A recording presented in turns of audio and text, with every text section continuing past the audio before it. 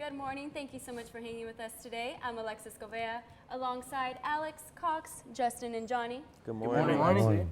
We have a lot in store for you here on First Take. Today we will be discussing the college football playoffs, who's deserving of the NFL MVP, and who's sitting on top as the best player in the NBA. The college football playoffs are set and the final rankings are in. Number 1 Clemson, number 2 Alabama, number 3 Michigan State, and number 4 Oklahoma. So boys, do you agree with who the committee chose? Absolutely. I think in the terms of the rankings, these are the 4 best teams that the committee chose, and they're deserving to play in the semifinal games for a chance to play at the national title. My pick here is Oklahoma to win it all. I think they're solid from top to bottom. They have a two-headed steam horse running backs between Joe Mixon, the freshman, and Samaje Perine, which is the do-it-all back. He's your power horse. They're solid defensively. There's really no weakness between them. The quarterback is playing lights out, which I think he should have got at least a shout-out in the Heisman candidacy votes, but he didn't. And so this should be very interesting as we take this and we watch this Thursday, January 31st. Johnny? I don't know. I think Stanford's more deserving than Michigan State. Stanford lost week 1 to Northwestern. After that, went 11-1. When's the last time a team went undefeated in the Pac-12? Exactly. So they're expected to lose in the Pac-12. I think Stanford is more deserving. Stanford had the number 11 strength of schedule. Michigan State, 26th. Just saying. But I do agree. Don't get me wrong. I'm not taking anything away from Michigan State. They're a great team. They did great this year. But I think Stanford's more deserving. Justin, who do you think's going to win it all? Definitely in the championship, I do feel it will be Alabama and Oklahoma. Ultimately, I don't feel Alabama's defense is going to be strong enough to hold up on Oklahoma. Oklahoma, their offense is the most efficient in the country. They have averaged 543 yards a game, along with 45.8 points per game. They had one loss this year to a Texas team who they always struggle with, rivals, at a neutral site. Yep. No home or away. Another thing is, don't forget, Bob Stoops is 3-0 against Alabama. So if that does ever occur, he does have the key to success against Bama. And like Alex said earlier, Baker Mayfield, say no more. Heisman, should have been the Heisman winner in my eyes. He should have been at least invited. I think he got snubbed. Oh, definitely. I mean, you can make case for McCaffrey, but as far as domination goes, Baker Mayfield has dominated the game. I'd probably go with Clemson, Alabama. I think Deshaun Watson is probably going to win that Heisman Trophy. Keeps a cool head, has a lot of poise in games, and does what he has to do to win games, actually, especially coming off the ACL tear last year. And performing the way he did this year, he could do a lot. They got a great receiving core, and I don't think Alabama can really hold up with them. I mean, they've played the best, but I think I'll go with Clemson. Going to your knock about why Michigan State shouldn't be in there, if you look at their schedule, Michigan State, when the chips are on the table, they play with a chip on their shoulder. And when it's time to show up in big-time moments, Connor Cook and Baldridge show up to play. And when they're led by a defensive line that's probably one of the best defensive lines in college football. Shaquille Calhoun is going to be a first-round pick. You can take my word for it. That kid is dynamic. He causes so much trouble for a quarterback. He has a quick first 2 steps that I've never seen on a defensive lineman before. That's including Jadeveon Clowney. To me, this guy is electric.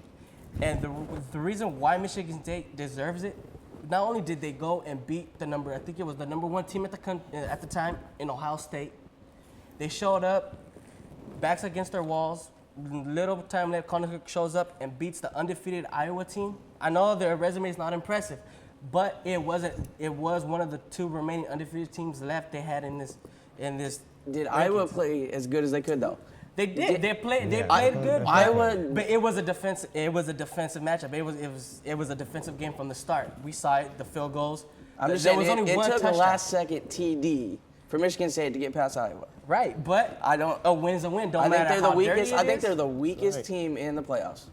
Okay, you can do it, but I guarantee you, chips on the shoulder, they're going to show up to play Alabama, which their passing defense is not that great. And their offense struggles at times. Maybe you get the upset, if you call it upset. Michigan State can Prove me wrong, but I doubt it.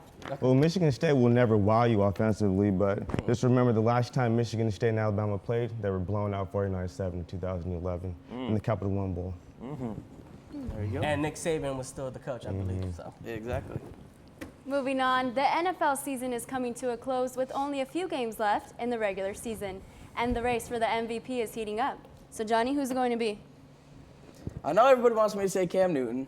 Panthers are 12-0. He's playing great, but I think the dark horse that everybody's forgetting right now, Carson Palmer. The Arizona Cardinals are running away with the NFC West, 10-2. Carson Palmer is third in the NFL with 3,693 yards and has the second best quarterback rating in all the NFL. How is he not the NFL MVP? Exactly. Thank you. Well, I beg to differ. He's having a great season, don't get me wrong. But when it comes down to it, 12-0 says a lot. Cam Newton is leading the whole league in total touchdowns, not passing touchdowns. He does it all. On top of having Devin Funchess, Ted Ginn, Greg Olsen. Okay, we got it, Greg Olsen. Yeah, he's but really top. I mean, he doesn't have anybody that's dynamic. They're still NFL players. Oh, of They're course. still making their contract. They Of still course. have to be, Of course. they Of still course. have to be Of course. certain But talent I mean, level to be in the NFL. Cam Newton's Not put up. taking away from anything he's done. Yeah, but Cam Newton's put up 5 passing touchdowns a game in 2 of the last 3 games.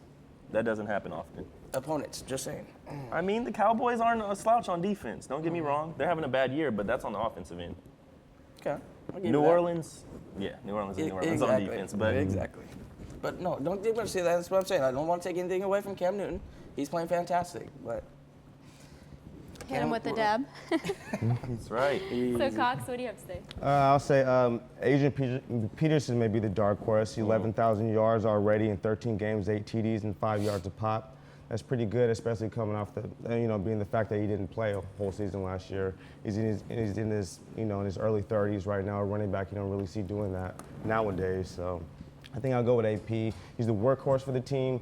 Teddy Bridgewater he's more of an average quarterback. So I think I'll go with AP right now. Alex? I gotta say, after watching Cam Newton play, I think the 2010 Heisman Trophy winner, the Auburn Tiger, Mr. Superman himself, Mr. Dab on him, I think Cam Newton deserves reasonable amount of consideration for the NFL most valuable player of the year. Definitely. Good point. Now switching gears to basketball, with the reigning MVP Steph Curry dominating the league, has he done enough to dethrone King James as the best player in the NBA?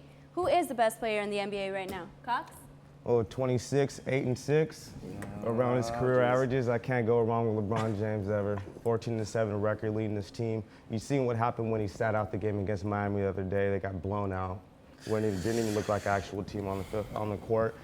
He's playing without Kyrie right now. Kevin Love isn't, playing up to par like he did in Minnesota. So, I mean, I say the King right now is doing it. You can say every year LeBron can win the MVP, really. So, that's my pick. Johnny?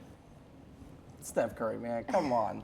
Leading the league, 32 points, 4 points better than anybody else in the league. Pure shooter. He MVP hands down. LeBron's basically a forward, you can say, and he's averaging more assists than Steph Curry right Put now. it this way. Steph Curry is 23-0. You said he was averaging how many assists, LeBron? 8. Steph Curry's averaging 6. How many rebounds? 6.97. Steph Curry's averaging 5, but Steph Curry's also 6'3". Steph Curry's also only playing 34.4 minutes a game out of 48. He has a better team around him. Yeah, but I mean, did he pick the team? No. He only plays Right. with what he's Exactly. in. You can't fault the guy for playing on the team that he's But, on. I mean, he's putting outstanding numbers. On top of what I just said, 32.2 points a game, 2.3 steals in the game, leading the league, 90.1 free throw percentage, leading the league, 46.3 three-point percentage, leading the league, 52.9 field goal percentage from the field, leading the league. So not only do I feel he's the best player, but he's also the most improved from last year. Yeah, but if you want to say MVP, most valuable player, if Steph Curry's off his team, mind you, he still has Klay Thompson, Draymond Green, a great, sixth man, and, with all the players, with Andrew Bogut too, Azili. So, I mean, you take him off the team, they're still a formidable team in the West. You take LeBron off the Cavaliers in the Eastern Conference, they still may not even make it to the playoffs. So why has he only won 2 championships? I mean, those are the teams he's been on, and you can actually say that he's had the toughest road to the championship out of almost any player ever in the NBA. But he can't finish. He can finish. That's He won LeBron. two championships back Only to back. 2 though. How many times has he lost? He's lost. How many times has he been there? But he's lost. Look, that's, He's played the nobody Spurs. cares unless you win the last He's game played of the a season. Hall of Fame Spurs team 3 times. And a lost. Hall of Fame team with the Hall of Fame coach. And lost. Nobody else would beat them either, though. Alex, I see you nodding your head over there. What are your thoughts? I feel like LeBron is all around the best player, but if in terms of right now in the game, I think Steph Curry is solidifying himself right now as he could be dethroning LeBron James as the best player in the league. I mean, this guy he can pull up from 35 feet, shoot a 3, and make it. Not very many people, although Durant, Russell Westbrook can probably do it, not very many people can be that accurate and shoot 3s like he does. Over his passing, he's a point guard at heart, but he's a scoring point guard. He makes for himself, and then he kicks it out. And this guy can just score from anywhere. It's ridiculous. To me, Steph Curry right now is making a case to be the best player in the NBA right now. Well, best player playing right now he may be, but I mean, LeBron knows the wear and tear of the playoffs and the regular season, so you can arguably say that he's coasting right now. And with those stats right now, he's coasting with, playing with, his career. So you don't feel Curry is career averages. only playing 34 minutes a game? He doesn't have to play a lot. I mean, he has a great starting 5 and a great bench. And they're usually blowing teams out by the third quarter, so he's sitting out. So Kevin Love's not great? With the way he starts, though, right? Steph Curry starts that blowout. Come on, man. No, I mean, So that I've way seen he can take the rest of the game off. I've seen games where he's coasting, and at the end of the games, and then he turns up on them. I'm still gonna go with LeBron James, though. The best all-around player, top 5 player of all time. There you go. Good point. All right, that's it for today, guys. Be sure to tune in tomorrow. We'll see you next time.